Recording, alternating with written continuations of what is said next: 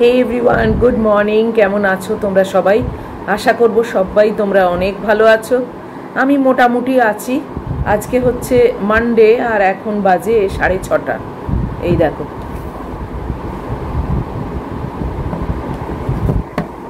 চা নিয়ে বসে পড়েছি। আজকে উঠেওছি এই 6টা বাজতে, এই 10 নাগাদ। কালকে 3টের থেকে আবার শরীরটা কিরম একটু আনচান করছিল, জানো তো। রোজ রোজ তোমাদের বলতেও ভালো লাগে না, মনে হয় যেন মুনের ভিডিও আসা মানে এই শরীরের কথা। আসলে কাকে আর বলবো বলো, তোমরা ছাড়া আমার আর কেই বা আছে এখানে। যদিও তোমরা ক্যামেরার ওপারে, তাও আর কি বলে একটু নিজেকে হালকা করি। আর কীরকম যেন শরীরটা না আনচান করছিল, মানে খুব একটা ভালো লাগছিল না। আর ঘুমও কিছুতেই আনতে পারছি না। মানে সেই অজানা একাকিত্বের ভয়, একটা মানে অ্যাংজাইটি যাকে বলে, সেই একটা মানে মাথার মধ্যে না ঘুরপাক খাচ্ছিল। কিছুতেই মনটাকে আমি চেঞ্জ করতে পারছি না। মানে এদিক সেদিক অন্য মানে টপিকে মাথাটা নিয়ে যাচ্ছি, অন্য টপিক চিন্তা করছি যাতে এই ভাবটা কেটে যায়, আমি যেন ঘুমোতে পারি। লোকনাথ বাবাকে কেবল বলছি যে তুমি আমায় ঘুম পাড়িয়ে দাও, কিছুই তো হয়নি আমার শরীরে, তুমি জাস্ট ঠিক করে দাও। বুঝতে পারছি যে হয়তো কিছুই নয়, কিন্তু তাও যেন না মানে কিরম একটা অ্যাংজাইটিতে আমার মানে শরীরটা আনচান করতে লাগলো। কিছুতেই ভালো লাগছে না। মানে কেবল ভাবছি যে বাবা কখন এই দিনের আলোটা দেখতে পাবো, তখন আমার নিশ্চিন্ত একটু ভরসা। এই করে করে কখন ঘুমিয়ে পড়েছি জানিও না, জানো তো। হঠাৎ চোখটা খুলে দেখি তখন 6টা বাজতে 10। আর শুইনি, যে তখন যদি আবার একবার চোখটা বন্ধ করে চোখটা লেগে যায় বাই চান্স, তাহলে তো ব্যাস হয়ে গেল। ওই জন্যে 6টা বাজতে 10, ওই 8 এরম হবে আমি উঠে পড়লাম। উঠে পড়ে আজকে ওই বেড কভারটাকে ওয়াশিং মেশিনে দিয়ে দিয়েছি। ক্যামেরাটা সকালে আর অন করিনি। লোকনাথ বাবাকে খুব বললাম যে তুমি এরকম করে আমাকে রাখলে আমি কি করে দিনগুলো কাটাবো, মানে দুর্বিষহ হয়ে যাবে না এরকমভাবে। আর শরীরে কোনো রকম আনইজিনেস ফিল হলে দেখবে আর কিছুই ভালো লাগে না, চিন্তা যেন আরও বেড়ে যায়। তো তাই জন্যে সেই লোকনাথ বাবাকে খুব করে বললাম যে তুমি আমার মনে জোর দাও, আমাকে ঠিকঠাক রাখো। আমি তো ভীষণই সিম্পল একটা লাইফ লিড করি, কিছুই নেই আমার, তো শরীরটা যেন আমার ঠিক থাকে, এটাই আমার একমাত্র চাওয়া। যাই হোক, তারপরে এই চা করে নিয়ে এসে বসেছি। তারপর দেখি ম্যাগি ঠিক আছে। আসলে কি বলতো, মানে একা একা না আমার জীবনে কোনোদিন থাকা অভ্যেস নেই। মানে আমার লাইফে এই প্রথম যে একেবারে একা রয়েছি, যেখানে মাও নেই, কেউ নেই, কারোর সঙ্গে কথা বলার নেই। মানে এই রকম পরিস্থিতিতে আমি না জীবনে কোনোদিন পড়িনি, যে কারণে এক এক সময় মনটা মানে ভীষণ মানে একটা ডিপ্রেসড হয়ে যাচ্ছে। চেষ্টা করছি নিজেকে আবার ঠিকঠাক করে নেওয়ার, কেননা আমি এইটুকু সবসময় বিলিভ করি যে মনের সঙ্গে শরীরের ভীষণ লিঙ্ক। মন তুমি যত মানে দুর্বল করবে, শরীরও তোমার উইক হয়ে যাবে, শরীরও দুর্বল হয়ে যাবে। সেসব বুঝি, নিজেকে অনেক মানে কি বলবো ঠিকঠাক করার চেষ্টা করছি, কিন্তু এক এক সময় মানে নিজের যেন কন্ট্রোলের বাইরে হয়ে যায়। তখন আর কি যে করব দিশেহারা, বুঝতেই পারি না। ডিনারও করেছি ভালোই। কোনো রকম শারীরিক যে অসুস্থতা লাগছে বা পেট খারাপ বা অমুক তমুক কিছুই নয়, কিন্তু কিছুই নয়। কালকে রাত্রিরে রুটি খেয়েছি, ভেবেছিলাম পরোটা করব, কিন্তু লাস্টে রুটিই খেয়েছি। রুটি, এতটা স্যালাড খেয়েছি, বিট, গাজর, শসা, পেঁয়াজ সব কিছু দিয়ে, গোলমরিচ গুঁড়ো দিয়ে স্যালাড খেয়েছি। একটা অমলেট করেছি, আর একটা আম ছিল, সেই আমটা খেয়েছি। একটা পচে গেছে ফেলে দিলাম, আর একটা আম খেয়েছি। তো মানে একদম একটা তো ভালোই ডিনার বলো। মানে প্রথম চোটটা ভালোই ঘুমিয়েও পড়লাম। আমি আজকাল আর রাত্রিরে বেশি মোবাইলও দেখি না। গুড্ডিকেও লিখলাম যে আমি এবার ঘুমোই, ও ওকে লিখলো, ব্যাস মিটে গেল। আমি সব বন্ধ করে চোখ বন্ধ করে শুয়ে পড়লাম। ঘুমিয়েও পড়লাম। 3টে নাগাদ একবার টয়লেটে গেলাম, বাস তারপর থেকেই শরীরটা কিরম আনচান আনচান করতে আরম্ভ করলো। এরকম করে করে কি করে যে দিনগুলো কাটাবো কে জানে। অধীর আগ্রহে বসে আছি কবে অগাস্ট মাসটা পার করে সেপ্টেম্বরে পৌঁছবো, গুড্ডি আসবে, কিন্তু সেই বা কটা দিন বলো। মানে খুব জোর হলে ওই 19 দিন মতো থাকবে। 19 দিন মানে 19 দিনেই রাত্রিরে যাবে আর কি। মানে ওটাকেও আমি ধরি নিজের স্যাটিসফ্যাকশনের জন্য, ওটাকেও ধরি। আবার তো সেই একা, আবার ও আসবে সেই আমি জানি আমার জন্মদিনের সময়।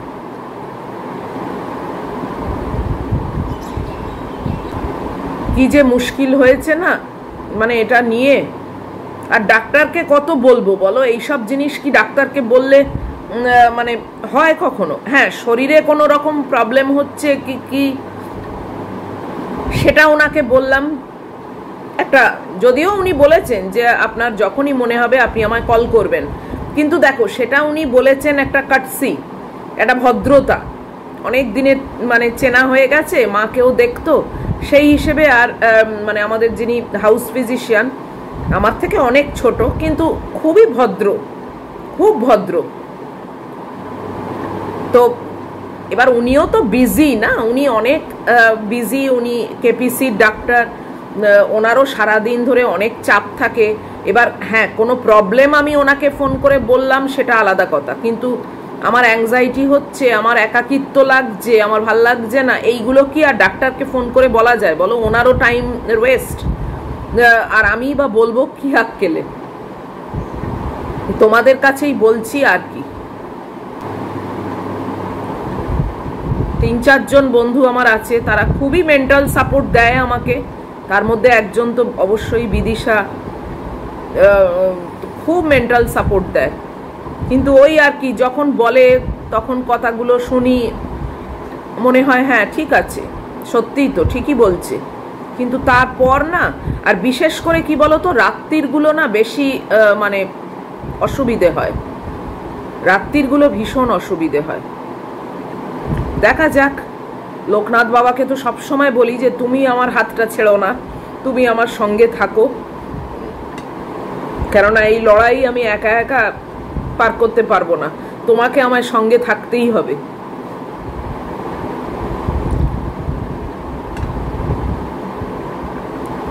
আজকে তো বাচ্চুদার মাছ আনার কথা আছে, তো ওই পাতলা মাছের ঝোল আর ভাত এই খাবো।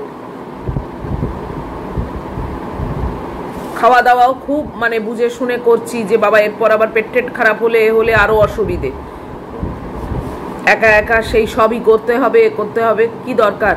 তার থেকে হালকা পাতলাই খাই। তো ওই মাছের ঝোল ভাতই খাবো।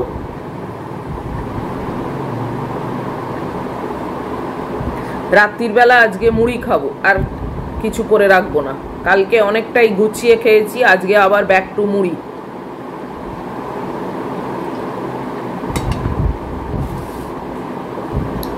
তোমাদের সঙ্গে অনেকটাই শেয়ার করলাম এই আশায় যে একটু যদি নিজেকে ফ্রি মনে করি বা একটু যদি নিজের মনে জোর আসে। জানি তোমরা অনেকেই একা থাকো, তোমরা লেখো আমাকে যে আমরাও একা থাকি, আমিও একা থাকি, এরকম লেখো। আসলে যার যখন হয় না, মানে সেই একটা কথা আছে না, we are are knows where the shoe pinches, মানে যার পায়ে যখন লাগে সে বুঝতে পারে যে ব্যথাটা কতটা। তাও তোমরা যে এতজন আছো, আমাকে এত ভালোবাসা দাও, এত কেয়ার করো, এত সাপোর্ট করো, যে কিছুটা তোমাদের সঙ্গে এইগুলো শেয়ার করে নিজেকে একটু ঠিকঠাক রাখার চেষ্টা করি। না হলে তো আরোই এই যে এতক্ষণ ধরে যে কথা বললাম, এই কথাটাও বলার কেউ নেই, মুখটা একদম বন্ধ। ম্যাগুর সঙ্গে কত কথা বলবো বলো, ওর সঙ্গে তো খেলা, তাও আমাকে মানে একদম সেই ছায়া সঙ্গীর মতো ঘরে ঘরে যেখানে যাব, আমি বাথরুমে যাব, ও ঠিক বাথরুমের সামনে গিয়ে দাঁড়িয়ে থাকে বা বসে থাকে, মানে ওর দ্বারা যতটুকু সম্ভব ও নিশ্চয়ই করে সেটা। কি বলবো বলো? যাই হোক, চলো। আজকে ওয়েদার খুবই ভালো, রোদ তো প্রচন্ড, দেখতেই পাচ্ছ, এই জন্য পর্দাটাকে ফেলে রেখেছি, ভীষণই রোদ। আজকে হাফ কাপ চা নিয়েছি, জানো তো। এত ফুল কাপ না, আমি সকালবেলা 1 গ্লাস জল খাই, তো তারপরে আর 1 কাপ চা না খেতে পাচ্ছি না।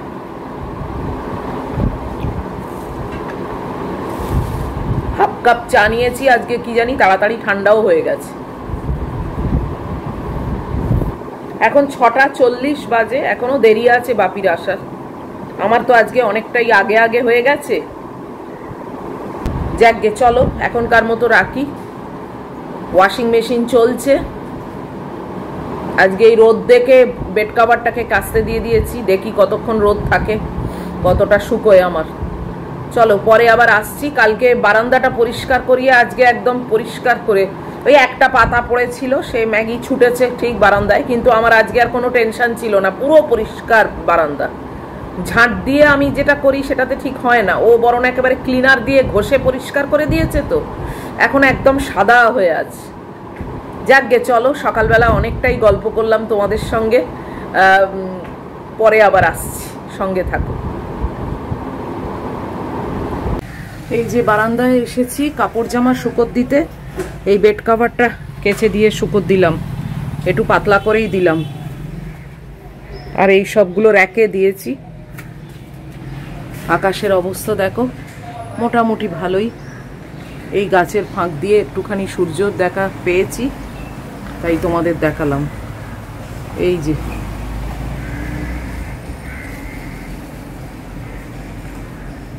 আর এমনি এখনো অবধি তো আকাশ ঠিকঠাকই লাগছে, জানি না এটা আবার কতক্ষণ থাকবে, সেটা কোনো গ্যারান্টি নেই।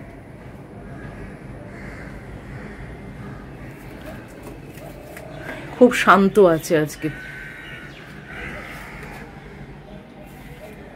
বারান্দাটা কি পরিষ্কার লাগছে না। যে ম্যাগু এসে গেছে এইমাত্র এসে পাটা ধুয়ে দিয়েছি, এখন উনি বসলেন একটু। আর কি রোদ এসছে দেখেছো, ডাইনিং টেবিলেও কি রোদ এসছে। আমার এই মোটা বেড কভারটা শুকিয়ে গেলে বাঁচি। চলো এখন একটু বসেছি, এই টাইমটা আমি একটু বসি। মপ টপ সব হয়ে গেছে, আবার যখন রান্নাঘরে যাব তোমাদের কাছে আসবো। খুব গরম হচ্ছে জানো, চুলটা বেঁধে রেখেছি তাই জন্যে। এই গুড্ডির সঙ্গে একটু চ্যাটিং হচ্ছে, কেননা ওর তো এখন রাত্রি, রবিবার রাত্রি, ওই আর কি। আমার মেয়ে শুয়ে পড়লো এখানে। 8:45 মতো বাজে, চলে এলাম রান্নাঘরে। আর এই যে দুধ জাল দিচ্ছি, আর এখন অবধি কিছুই হয়নি, একদম শুরু করব আর কি। ওই মাছের ঝোল করব, আর বাচ্চুদা ফ্রেশ মাছ দিয়ে গেছেন, আর বললেন যে আজকে 21 জুলাই সব ব্রিগেড চলোর ব্যাপার আছে, যে কারণে কোনো বাজার বসেনি।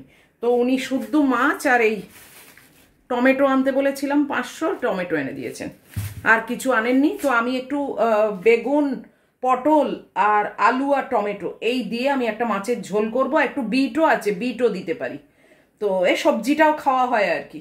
তো এই দিয়ে আমি ওই একটা মাছের ঝোল করব, ওটাই আমার রান্না, ওটাই আমার লাঞ্চ, আর কিছু করব না। তো চলো, পায়রা সন্তানকে খেতে দিয়েছি, দিয়ে আর শুরু করি এবার। ম্যাগির মাংসটা বসিয়ে নিয়েছি, এবারে ভাতটা বসাচ্ছি আমাদের। আর এই আমার একটা মাছ বার করে রেখেছি।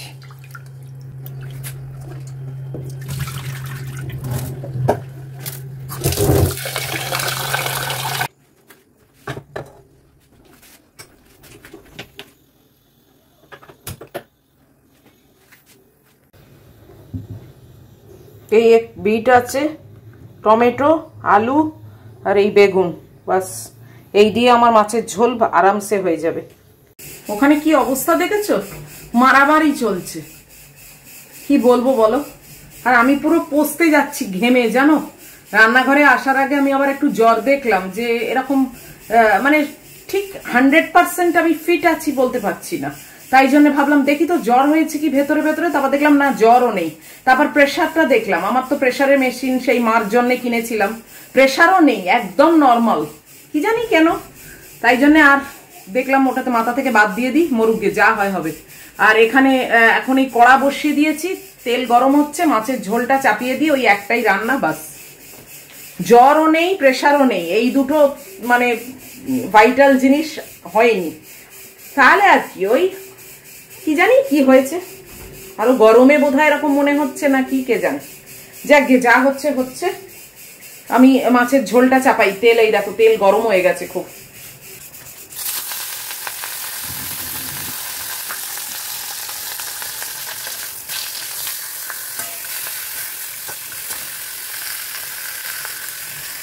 এই গরমের জন্যই হচ্ছে মনে হয়, জানো তো, এত গরম না, দেখো চান করে গেছি পুরো। উফ, পাখাটা চালাই একটু, কিন্তু পাখার লোভ পেয়ে কি হয় বলো তো, আবার তারপরে রান্নাঘরে যেতে বড্ড কষ্ট হয় এত গরমে না। ওই যে আমার মেয়ে ওখানে শুয়ে আছে, দেখতে পাচ্ছ, দরজার কাছে। ওর তো আবার অদ্ভুত ব্যাপার, পাখা চালালে সেখান থেকে সরে চলে যায়, যেখানে পাখা নেই সেখানে বসে। কি আজব ব্যাপার বাবা, আমি তো মরে যাচ্ছি। কালকে একটু সিলিং টিলিং গুলো ঝাড়বো, দেখি। আমার কিছু হয় না, একটু আধটু দেখছি ঝুল, বিচ্ছিরি লাগে। কালকে করব, ওটা তো ম্যাগি যখন থাকবে না তখন করতে হবে, কালকেই করব। শুনছে কথাগুলো, কালকে একটু ঝাড়াঝুড়ি করব। আবার যাই রান্নাঘরে, ঝোলটা যতক্ষণ না বসাচ্ছি না। পাখা বন্ধ করে দিলাম, এই দেখ। চলো,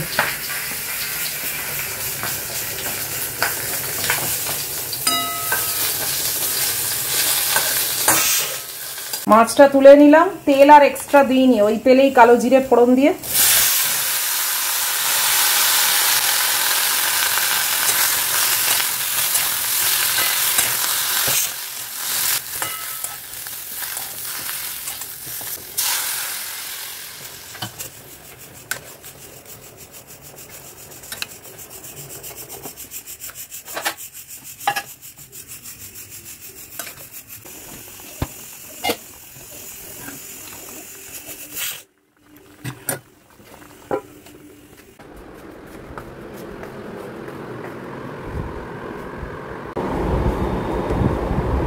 বসে গেলাম ব্রেকফাস্ট নিয়ে। ওদিকে মাছের ঝোলটা এখনো হচ্ছে। এবারে আপেলগুলো খুব বড় বড় সাইজের ছিল, সেম দামেই পেয়েছি কিন্তু সাইজে অনেক বড়। এখন বাজে 9:25।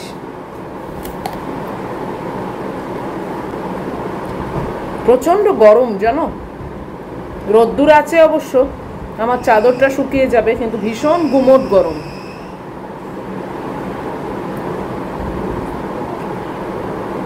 ঝোলের বড়িটা আর নেই, ছিল কিন্তু জানো তো, তারপরে আর খুঁজে পাই না, কে জানে পেছন দিকে কোথাও রেখেছি কিনা, দেখতে হবে। চলো খেয়ে নি, আর তো কিছু কাজকামও নেই।